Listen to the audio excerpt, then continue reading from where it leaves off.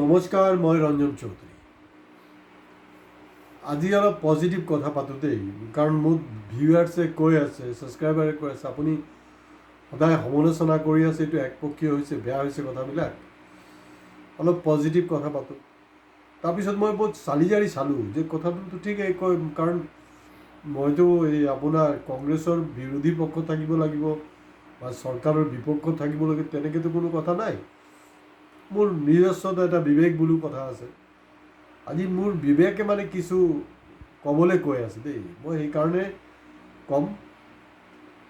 ভাল লাগিলে video' share কৰিব, ভাল লাগক বা নালাগক ছাবস্ক্ৰাইব কৰিবলৈ প্লিজ নাপাহৰিব, আৰু কমেণ্ট বক্সত গৈ কমেণ্টছত আজি অৱশ্যে গালি কমে দিব চাগে আপোনালোকে, মই আশা কৰিছোঁ।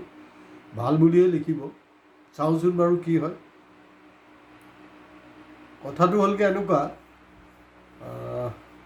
মই আজিৰ এই ভিডিঅ'ৰ যোগেদি মুখ্যমন্ত্ৰী এইবিলাক নকওঁ আৰু, বেয়া লাগে। কাৰণ একচুৱেলি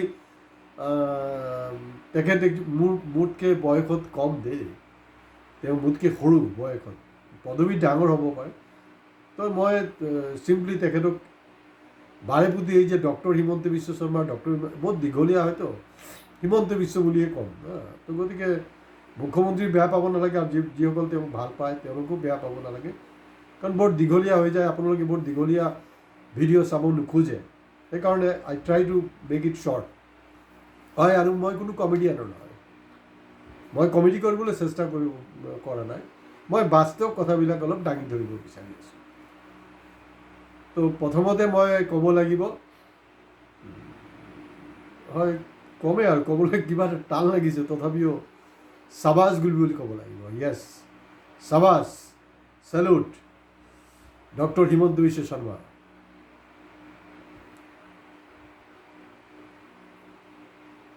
অলপ অপ্ৰস্তুত লাগি আছে নিজক, কিন্তু হয় চাবাছ বুলিয়ে ক'ব লাগিব। আপুনি কোনো টেনশ্যন নল'ব, কাৰণ 26ত আপুনি একদম আৰামত আহি আছে দেই। কাৰণ আপুনি যি ধৰণে পৰিশ্ৰম কৰি আছে, আপুনি যি ধৰণে দিমাগটো লগাই নহয়, ৰুলিং পাৰ্টিৰ আপোনাৰ দলৰ কোনো একজন নেতা নাই তেনেকুৱা। ইভেন অপজিশ্যনততো এইটো আমি আলোচনাই কৰিব নোৱাৰোঁ। আৰু অপজিশ্যনে এইবাৰ সপোন কি দেখিছে জানেনে? অপজিশ্যনে সপোন দেখিছে যে আপোনাৰ তিন গগৈ মানে মুখ্যমন্ত্ৰী, উপ মুখ্যমন্ত্ৰী মানে তিন গগৈৰ মাজতে থাকিব, বেলেগ বেলেগ আৰু নহয়। এইবাৰ বোলে তিন গগৈৰ মাজতে চব মুখ্যমন্ত্ৰী, উপ মুখ্যমন্ত্ৰী। নেচাৰেলি ডাঙৰ দল কংগ্ৰেছ মুখ্যমন্ত্ৰী হ'বলৈ হ'লে, কাৰণ ভূপেন বৰাকৰতো তেওঁৰতো টিকেট গ'লেই, আৰু তেওঁতো আৰু মুখ্যমন্ত্ৰীৰ কোনো চান্সে নাই, গ'ল, বহুত দূৰলৈকে খেলিছিলে। এতিয়া শেহতীয়াকৈ আপোনাৰ যোনটো খবৰ, গৌৰৱ গগৈ মুখ্যমন্ত্ৰী, উপ মুখ্যমন্ত্ৰী লুৰিণজ্যোতি গগৈ আৰু গৌৰৱ গগৈ। তো গতিকে অসমত প্ৰথমবাৰ মানুহে কিন্তু চাব যে লগত দুজন উপ মুখ্যমন্ত্ৰীও আছে। এইটো অৱশ্যে ইউ পি বিহাৰৰ কালচাৰ হয়, কিন্তু অসমত কিন্তু এই কালচাৰটো তেওঁলোকে এটা সপোন দেখি আছে দেই। এইবিলাক মোৰ কথা নহয়, তেওঁলোকে এটা সপোন দেখি আছে। তো আপোনাক জাষ্ট এটাই ক'ম, হিমন্ত বিশ্ব শৰ্মা, আপুনি একদম টেনশ্যন নল'ব। এই যে গুৱাহাটীত যে আপোনাৰ দীঘলী পুখুৰীত আপুনি ৰাতি যে মানুহ পঠাই গছ কাটিছে নহয়, কোনো টেনশ্যন নাই, আপুনি দিনতে কাটক নাই, কোনো টেনশ্যন নাই, আৰামত চাব। সেইবিলাক আৰু বেছি ভাইৰেল হ'ব, হয়তো ৰাতি ডাইৰেক্ট মানে লাইভ হৈ থাকিব যে আপোনাৰ গাছটো কটি আছে, চব এইবিলাক, আৰু কোনো প্ৰব্লেম নাই। আৰু যধে মধে যে আপুনি উচ্ছেদ কৰি আছে নহয়, আৰু ইয়াৰ তীব্ৰতাটো বঢ়াই দিয়ক, জবৰদস্ত কৰি দিয়ক আপুনি, কোনো প্ৰব্লেম নাই। কাৰণ এই মানুহখিনি কিন্তু আকৌ আপোনাক ভোট দিব, আৰামত ভোট দিব। কাৰণ ব্ৰিটিছবিলাক আমাৰ দেশত 250 বছৰ নাছিলে জানো, পূৰা জুলুম কৰিছিলে। কাৰণ সেইটো বুজি পাওঁতে বহুত সময় লাগি যায়। তো গতিকে আপুনি ইউ গ' এহেড, আৰু আপুনি কিবা যদি গছ কাটিবলৈ আছে দিনত কৰক, এতিয়াৰ পৰা ৰাতি নকৰিব। বহুতে কৈ থাকে এই ৰাতিৰ আন্ধাৰত মানে ৰসৰাজৰ মূৰ্তি আঁতৰাই ল'লে গছ কাটিছে অমুকটো, ৰাতি নহয়, একদম খোল্লা দিনত কৰক। এই আপোনাৰ বিভিন্ন অঞ্চলত যে আপুনি উচ্ছেদ চলাই আছে নহয়, আৰু জবৰদস্ত উচ্ছেদ চলাওক, কোনো প্ৰব্লেম নাই। তাৰপিছতো কিন্তু ৰাইজে আপোনাকে ভোট দিব। মই যোৱাকালি অলপ খবৰ লৈছোঁ দেই, এতিয়া অসমৰ বিভিন্ন পেপাৰে ওলাই আছে উচ্ছেদক লৈ, মানে বিভিন্নজনৰ ষ্টেটমেণ্ট হৈ আছে আপোনাৰ গোৱালপাৰাৰ উচ্ছেদক লৈ। তো গোৱালপাৰাৰ লগত মই যোগাযোগ কৰিলোঁ। গোৱালপাৰা দেখা গৈছে কংগ্ৰেছৰ তেনেকুৱা কোনো ভূমিকা নাই। তো গতিকে আপুনি গলিম আৰু কংগ্ৰেছটো, কোনো টেনশ্যন নাই, আৰামত খেলক। তেওঁলোকে যোৱা 11টা বছৰ আপোনালোকৰ পৰা বিৰোধীয়ে একো শিকা নাই যে কমচে কম যে অভিনয় যে এটা কৰিব লাগে ৰাজনীতি কৰিবলৈ হ'লে। কাৰণ চাওকচোন বাৰু, ৰাৱণে যেতিয়া মা সীতাক ল'বলৈ আহিছিলে, ৰাৱণটো নিজৰ ভেষত অহা নাই, তেওঁতো ফকীৰৰ ভেষত আহিছিলে, সেইকাৰণে গ'ল। তো গতিকে কমচে কম মানে আপুনি তিষ্টি থাকিবলৈ মানে চিধা চিধি চব যিমান পলিটিচিয়ান আছে, যিয়ে ডাঙৰ ডাঙৰ ভাষণ মাৰক, চবেই এক্টিং কৰে, কোনোবাই কম কোনোবাই বেছি। আপুনি আপোনাৰ কিছু কিছু এক্টিভিটিছক মানে মানুহে এই ড্ৰামা কৰি আছে ৰোডৰ ওপৰত কৰকচোন বাৰু। এতিয়া শুনিছোঁ কংগ্ৰেছৰ কোনোবা নেতা, ডাঙৰ নেতা দেই, নাম চাম ক'বলৈও বেয়া লাগে আৰু বেয়া কথা নহয়, যদি কালি কংগ্ৰেছৰ পাৱাৰত আহি যায় মই ঝামেলা হৈ যাব। তথাপি মোৰ কাণলৈ আহিছে সেইকাৰণে কৈছোঁ। যেনেকৈ গোৱালপাৰাৰ মই খবৰ ল'লোঁ, গোৱালপাৰাৰ কংগ্ৰেছৰ নেতাৰ কিন্তু তেনেকুৱা ধৰণৰ কোনো ধৰণৰ তৎপৰতা নাই। যদি উচ্ছেদৰ সময়ত তৎপৰতা নাই তো 26ত কিয় ভোট দিব? কোনো প্ৰশ্নই নাই। 26ত আপোনাকে দিব, আপুনি অলপ আশ্বাসন দি থ'ব এই মুহূৰ্তত, বাছ হৈ গ'ল। কাৰণ আশ্বাসনৰ ওপৰতে দেশখন চলি আছে। কোনোবা ডাঙৰ নেতা বোলে ক'ৰবাত বোলে পাণ খাইছিলে দেই, পাণ খাইছে আৰু পাণ খাই নেকি পইচা দিয়া নাই। আৰে কমচে কম তেওঁতো আপোনালোকৰ পৰা শিকিব লাগে ন, যে পইচাটো একদম লাহেকৈ আপুনি পাৰ্চটো ওলাব, টকাৰ পাৰ্চ ওলাই আৰামত একদম লাহেকৈ 10 টকীয়া বা 20 টকীয়া নোটটো যে দি আছে 100 টকীয়া, এইটো কেমেৰাত একদম শ্ল' মোশ্যনত আহিব লাগিব, একো নাই, সেইবিলাক কৰিব না। পিছত শুনিছোঁ নেকি তৃণমূল পৰ্যায়ত একজন সদস্যই সেই নেতাজনৰ পাণৰ পইচাটো দিলে। সঁচা মিঠা নাজানো, কিন্তু এইটো আমাৰ কাণলৈ খবৰ আহিছে দেই। কি হৈছে নাজানো, কিন্তু এইটো হৈছে নিশ্চয় কংগ্ৰেছৰ মাজতো এইটো আলোচনা হোৱা উচিত। কোন ডাঙৰ নেতাই সেই দোকানীৰ পৰা পাণ খাই পইচাটো দিয়া নাই, বেলেগে পিছতে একদম তৃণমূল পৰ্যায়ত মানুহে পইচাটো দিলে। গতিকে আৰু এটা টেনশ্যন আপুনি নল'ব। চাব, এই যে বুদ্ধিজীৱী আছে নহয়, বুদ্ধিজীৱীৰ কাৰণে একদম টেনশ্যন নল'ব আপুনি।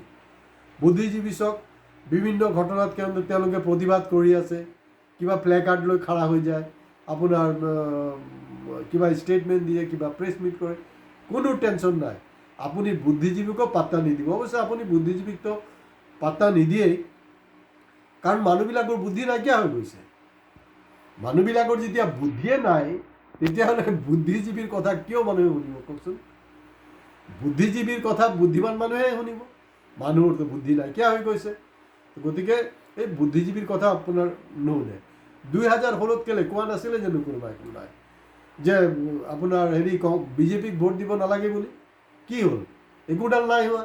পূৰা অসমৰ মানুহে লাইন লগাই যিমান ভোট বিজেপি পাব নাছিলে তাতকৈ আৰু অধিকৰ পৰা অধিক ভোট বিজেপি পালে। তো গতিকে বুদ্ধিজীৱীক লৈ আপুনি কোনো টেনশ্যন নল'ব, কাৰণ মানুহৰ বুদ্ধি নাইকিয়া হৈ গৈছে। গতিকে বিন্দাছ চলক, চাবাছ হিমন্ত বিশ্ব, পূৰা শুভেচ্ছা থাকিলে। আৰামত আপুনি যি ধৰণে বেটিং কৰি আছে বঢ়িয়া, 26ততো আপুনি ওলাবই। আৰু এই যে কোনোবাই যে এই দিলীপ শইকীয়াৰ মাজে প্ৰতি কথা পাতি থাকে, চৰকাৰ কৰি কোনো পাত্তা নহ'ব। যেনেকৈ দিল্লীত আপোনাৰ মোদী হেতো মুমকিন হে, অসমত হিমন্ত হেতো চব কুছ মুমকিন হে। আপুনি বিন্দাছ চলক, কোনো টেনশ্যন নল'ব। আৰু এটা কাম কৰিব দেই, আপুনি এই যধে মধে কিবা যদি বিক্ষোভ চিক্ষোভ হয় গুলিয়াগুলি নকৰিব, ক'ৰবাত উচ্ছেদত নকৰিব। তেতিয়া চাব সেইবিলাকক আকৌ বিৰোধীয়ে এই শ্বহীদৰ লিষ্টত মানে 855 জনৰ লগত মাৰ্চ কৰি দিব নহয়, লাঠি লৈ বঢ়িয়াকৈ কোবাব, যাতে জিন্দগী ভৰ ইয়াত থাকে, তাহাঁতৰ কেতিয়াও পাহৰি নাযায়। ভালকৈ কোবাব, কিন্তু গুলিয়াব নালাগে দেই। আপুনি ক'ৰবাত কৈ আছে যে শ্বুট এট চাইড, মানে আপুনি যোনটো কাম মানে লাঠিও নাভাঙে সাপো মৰে তেনেকুৱা কাম কৰক। আৰু বুদ্ধিজীৱীক লৈ টেনশ্যন নাই, ইণ্টেলেকচুৱেলৰ টেনশ্যন নাই, মিডল ক্লাছকো লৈ টেনশ্যন নাই, যুৱক ছাত্ৰকো লৈ টেনশ্যন নাই, কাৰণ যুৱক ছাত্ৰও সেইবিলাকক পাত্তা নিদিয়ে। ইউ গ' হেড, শুভেচ্ছা থাকিলে 2026ৰ কাৰণে। হিমন্ত বিশ্ব, আগে বাৰো আপকে সাথ হাম সব হে। গতিকে কংগ্ৰেছৰ 50% মানুহতো আপোনাৰ লগত আছেই, যিবিলাক এতিয়াও কংগ্ৰেছৰ হৈ আছে তেওঁলোকো 50% এইফালে।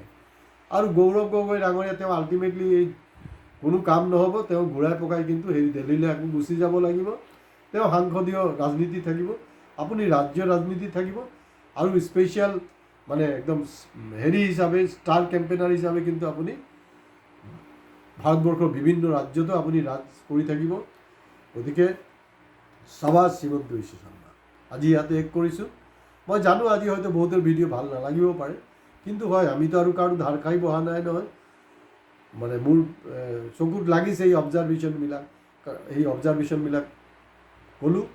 দেখা যাক যে সঁচাকৈ অসমত বুদ্ধিমান মানুহ বেছি আছে না কম আছে। যদি বুদ্ধিমান মানুহ বেছি আছে এক ধৰণৰ ৰিয়েকশ্যন হ'ব ভিডিঅ'ৰ, যদি নাই তেতিয়াহ'লে বেলেগ ধৰণে হ'ব। কোনো প্ৰব্লেম নাই, কাৰণ আমি TRPৰ কাৰণে কোনো ভিডিঅ' নকৰোঁ। আজি ইয়াতে শেষ কৰিছোঁ। নমস্কাৰ।